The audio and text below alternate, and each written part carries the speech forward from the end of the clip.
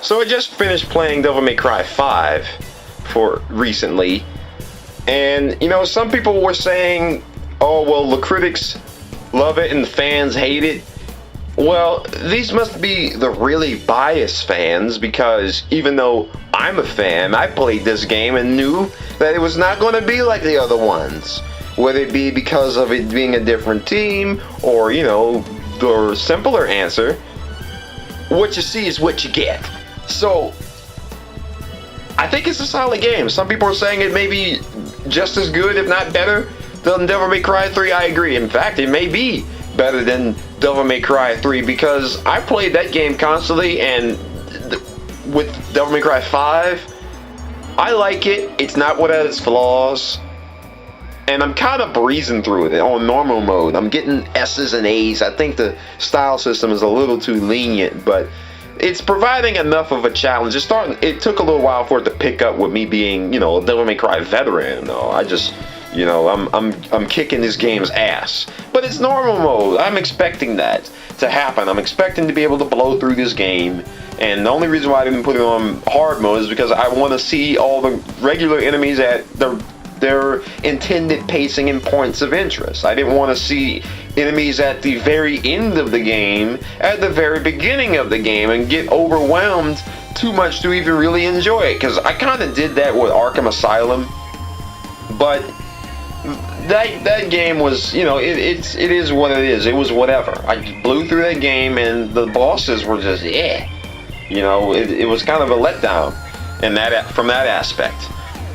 But from this game, the bosses are amazing. I love the bosses. I love the visuals. You can tell that the developers took their heart and soul in developing these levels. The level design was the first thing I noticed and complimented damn near instantly when I first saw this game unveiled and got a chance to play it. And there's a point in the beginning of the game where I'm looking at, they start panning out and showing you a view of the area, and then the head of display pops up and it's like, wait a minute, I'm playing now? It was like, wow, I had to rotate the camera and everything and realize that all that shit in the background, that's just the background, and then to look at what I have in front of me. I love the visuals. The sound department is, especially when you fire the guns, they feel more realistic. There's more of a feel to them. It's not like how it was in the demo where it was like they just felt like peas or whatever. You'll have to play to understand. I like the timing of these surprises and other elements in the game that it presents. The secret missions aren't so secret, but they kind of make you work for it. It's a fun factor to this game. The other ones had a fun factor, but it wasn't the same. You know, the secret missions, they literally were so hidden. I don't even think the developers remember where that shit was, and in the end, there wasn't much of a reward to them. I mean, in this, it's pretty much the same kind of reward, but it gives you, you know what I'm saying? It's kind of like how Metroid does it. Like, it teases you a little bit. It's like, all right, well, we know you want to go here, but you'll need this, and you can't do it unless, you know, this game has a lot of replayability. In fact, it's designed to make you replay every level over again. And they also said this, the storyline, they actually tried to write a story, and it's good. So far, I have yet to ask any questions that cause any big holes in the story for me, because the other one, they didn't fucking fill out everything. They didn't explain Virgil's motivation for his massive obsession for power. They were like, oh, well, Mike controls everything, and that's all you need to know. No. How about you need to have a viable explanation of why, one, you want this power, and two, you're at Dante's throat. They didn't explain that. They were like, oh, well, he's more in tune with his demon side, and Dante's more in tune with his human side. Yeah, because that's a very convenient plotline choice. It's very convenient for that to be the case. Hey, wait, where have we heard this from? Does Inuyasha and Shishomaru come to mind? No, I didn't think so. That'd be crazy. No, the correlations just ain't there. Oh no, that I don't know where gave you that idea. You're fucking stupid. But the character designs, I'll admit, they're not all that special. I kind of do like Dante's design. You motherfuckers, I had plenty to say on how I felt about it initially, but after really playing the game, I like Dante the way he is. He's set in the real world, and all these questions are answered.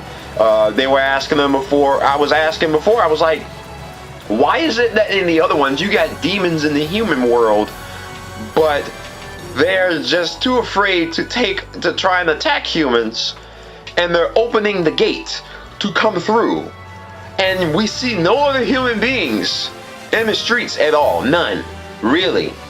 Okay, I can truly accept that. No humans in the human world, other than the ones that we see. But we clearly can see them left and right. In this one, the storyline's pretty similar in the sense of how it's like almost like it's purgatory, just like in Bayonetta, but it's not quite. You'd have to play it to understand, but it meshes. And the family ties and bloodlines and all of that is explained in a very simple to understand manner. This isn't a spectacular story. And in terms of the writing, it was a safely done story that I can accept. I don't really have anything bad to say about it. I like it. All I have to say is, if you are going to make a sequel, how could you possibly improve on this? Because, yeah, the Devil May Cry 3, with it being the best in the series, yeah, it had a lot of good things about it, but they had other things about it that I didn't like. Like, one, it was too much of a focus on the whole sin thing. Like, it was very biblical oriented, which the Japanese, they do that a lot. And this one, it feels more original.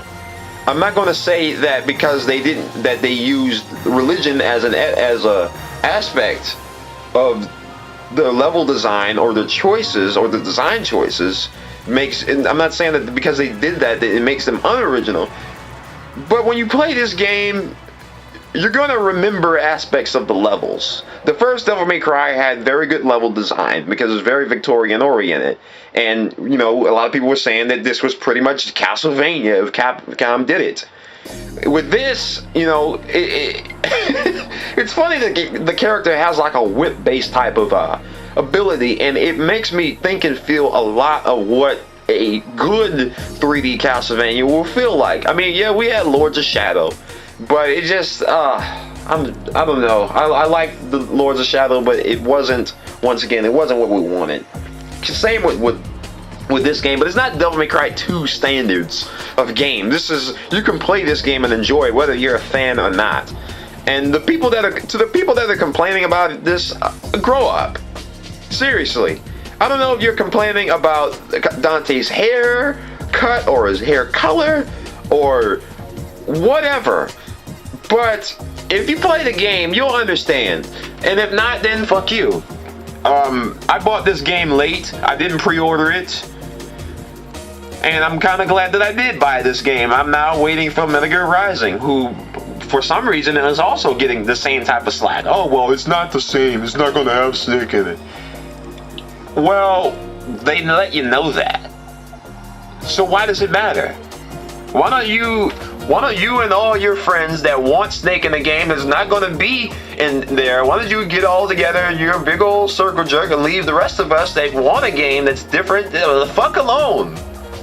Seriously.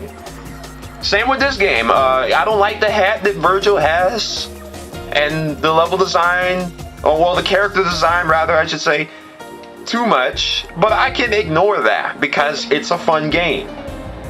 What do you think the game was going to go after Devil May Cry 4? Devil May Cry 4 was a terrible game, but it just left me feeling empty. Like, okay, I beat this game. I'm just going to fucking just take this game and never fucking play it again. Because I don't have a desire to play that game anymore. It's not like Panzer Dragoon Order. It's not like Chrono Trigger. There's no desire to play Devil May Cry 4 again. Ever. Now, yeah, the gripes I have with this game, the camera's a little wild. But the other ones were too. The camera's a little wild, the music, you might not like the music as much as the other ones. I'll give it that. The music doesn't necessarily suck. Fallout's music sucks, so we can always bash that, so.